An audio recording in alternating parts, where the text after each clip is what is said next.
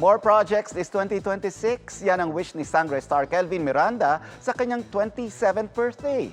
Ano naman kaya ang nakuha niyang best gift? Alamin sa chika ni Aubrey Carampel.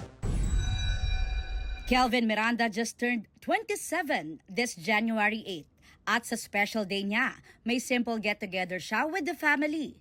Nagkaroon daw siya ng time to reflect at ito nga raw ang maituturing niyang pinakamagandang regalo. Self-realization. Marami akong nakita and marami akong mas naiintindihan na akala ko naiintindihan ko na noon. And yun yung biggest na ipinagpapasalamat ko. Yun. And i-cherish ko siya hanggang sa mga susunod pang taon. Kanina naman, nagpasaya siya sa kanyang birthday production number sa first live show this 2026 ng All Out Sundays. Kasama ng mga kapwa sangre na sina Angel Guardian at Faith Da Silva. Yung 2025 para sa akin is a big challenge.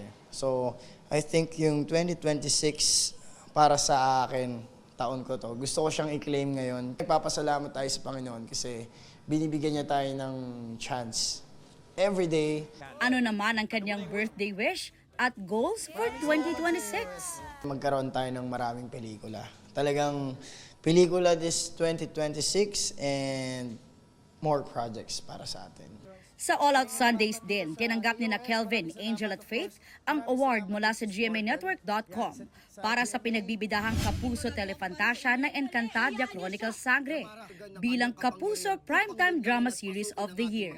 Kung hindi naman po dahil sa ating mga kapuso at mga Encantadix ay talaga namang hindi po kami magkakaroon ng ganito. Kaya po para sa inyo to. Nagpasalamat din siya sa fans ng kanilang love team ni Angel na nagsiship at kinikilig kina Adamus at Dea. Siyempre masaya kami ni Angel na kahit paano may mga tumatalon na mga puso kapag kami may mga eksena at sumusuporta sa amin. Aubrey Carampel, updated sa Showbiz Happenings.